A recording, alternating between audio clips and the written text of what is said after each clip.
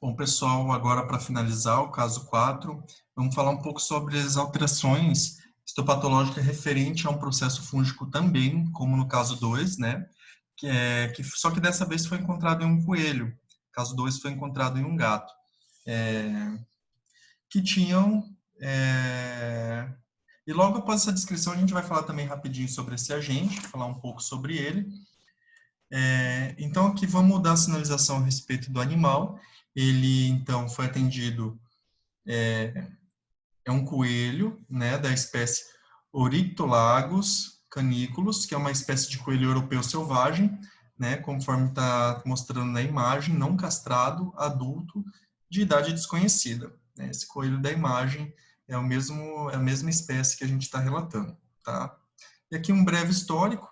Esse coelho ele pertence a um grupo de coelhos que foram abatidos, né, para controle populacional e que foram posteriormente submetidos a exame pós-mortem para fim de pesquisa e ensino, né, conforme o comitê de ética indicado aqui na descrição. E vamos falar um pouco da parte da patologia macroscópica que foi observado aqui, né? Esses pulmões, eles apresentam essa superfície de coloração marrom, amarronzada, né? O autor ele diz que está de marrom a rósea. A superfície de consistência firme, textura arenosa ou friável, muitos granulomas. A gente observa que tem muitos granulomas coalescentes que medem até 1 milímetro de diâmetro no máximo e expande esse parênquima pulmonar na superfície de corte. Tá? Os linfonodos traqueobrônquicos também estão aumentados, né? Eles são homogêneos e têm superfície de corte de coloração creme, só que a gente não tem essa imagem desses linfonodos ao corte. E no parênquima hepático também existiam áreas multifocais aleatoriamente distribuídas, que eram bem delimitadas, com ligeiras elevações capsulares de 2 milímetros de diâmetro, né? E a gente também não tem essa alteração para descrever, para demonstrar no slide.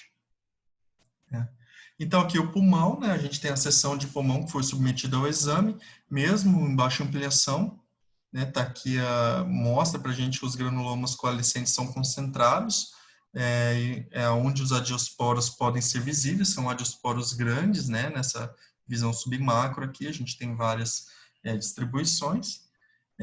Expandindo mais de 90% do parênquima pulmonar, há um grande número de granulomas multifocais coalescentes que circundam pequenos adiosporos de paredes espessas. Tá?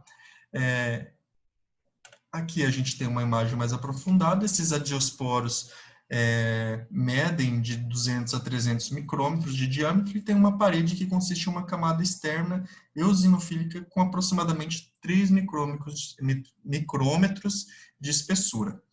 Tem uma camada intermediária eosinofílica proeminente e pálida, de 30 a 40 micrômetros, de espessura, e 30 a 40 micrômetros de espessura, e uma camada intermediária eosinofílica, e uma camada interna basofílica, né, de 3 micrômetros de espessura. A parede do adiosporo é circundada por uma camada espumosa com um núcleo basofílico pálido e friável. Essa descrição morfológica dada pelo colaborador. Há também um grande número de heterófilos que são arranjados concentricamente, macrófagos, linfócitos e plasmócitos, macrófagos epitelioides e um número pequeno de linfócitos e plasmócitos. Também é observado um número moderado de célula gigante multinucleada, contendo de 10 a 50 nucleolos. É o que a gente não consegue observar nessa imagem. Aqui, na verdade, a gente consegue observar que nessa região aqui tem uma célula gigante multinucleada, contendo inúmeros núcleos, né, nessa região. E a gente consegue perceber apenas uma célula gigante multinucleada nessa seção, tá? Essa é uma imagem cedida no site.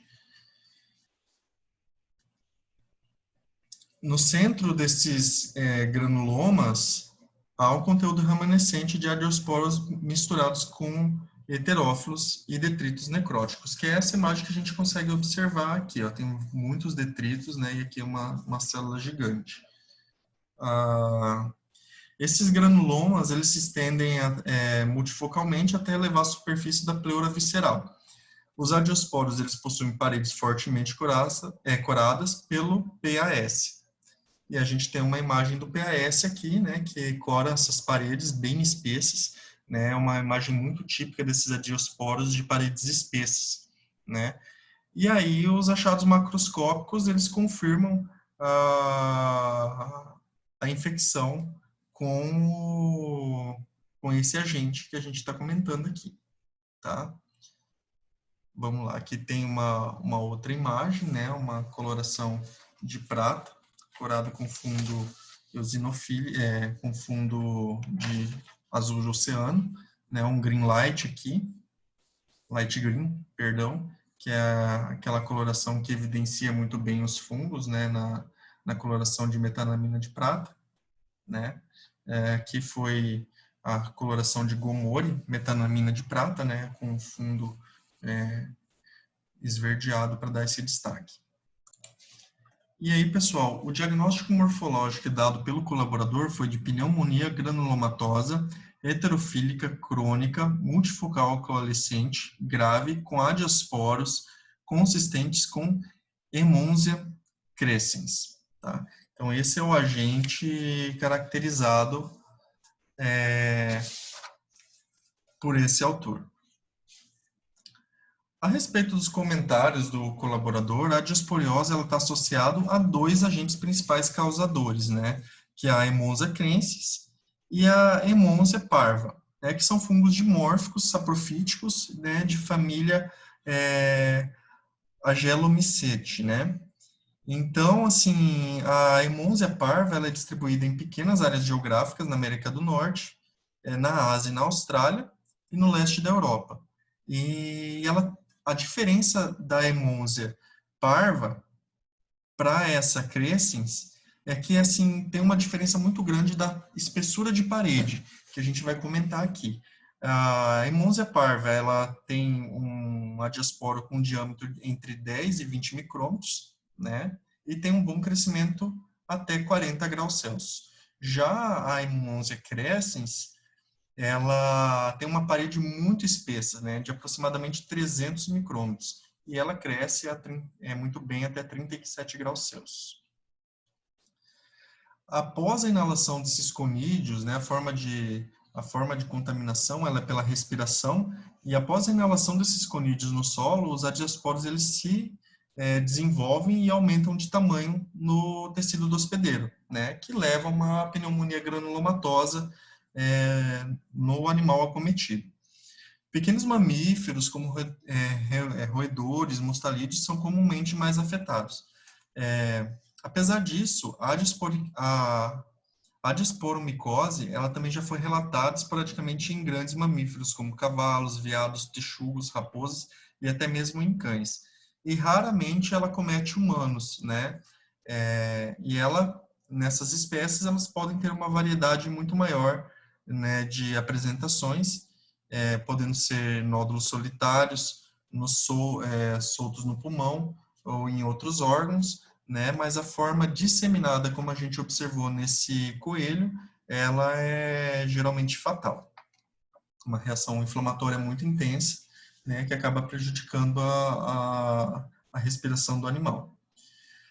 A forma extrapulmonar disseminada, ela já foi descrita em pacientes e ela está muito relacionada à imunossupressão, né, em seres humanos com imunodeficiência, ou HIV, ou então que foram submetidos a terapias com imunossupressores, né, em caso de transplantes. Essa disporomicose, ela já foi relatada em coelhos, tá, no Novo México, e também é considerado nessa situação um caso isolado, ocasional, né, foi reconhecido como um caso ocasional, devido a ele ser um coelho de laboratório.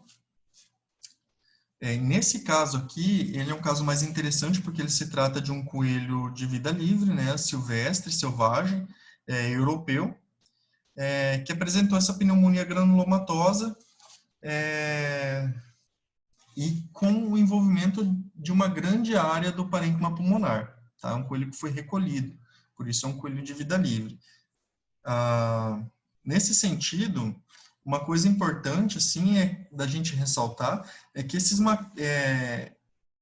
fungo, esse adiaspora, ele não se replica no tecido do hospedeiro, né? Então, assim, essa inflamação, essa infecção, ela foi atribuída provavelmente à quantidade inalada, quantidade de conídeos inalada por esse coelho no meio ambiente que ele estava vivendo, né?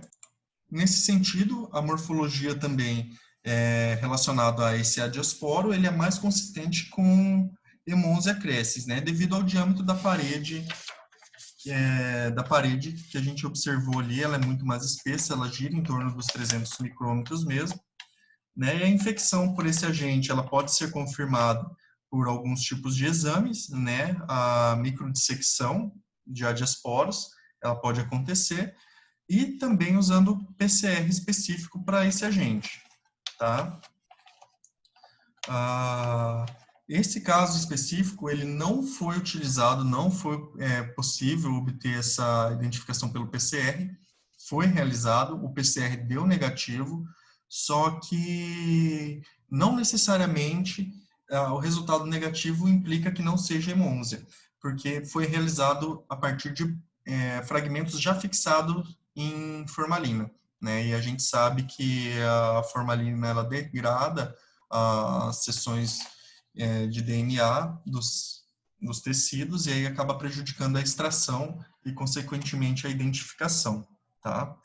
Bom, pessoal, o caso ele é bem interessante, né? A gente percebe que ele tem uma diferença do Cryptococcus, como relatado no caso 2, né? Ao passo que o Cryptococcus ele toma uma proporção muito grande e ele acaba se replicando, acontecendo brotação dentro do organismo. Esse caso ele é relacionado apenas à quantidade de esporos, eles crescem, mas não se multiplicam no tecido do hospedeiro.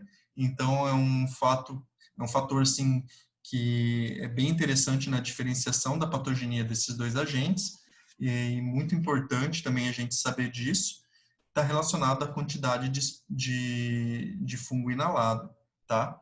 As dúvidas a gente pode discutir durante as nossas conferências, e a todos um muito obrigado e até mais.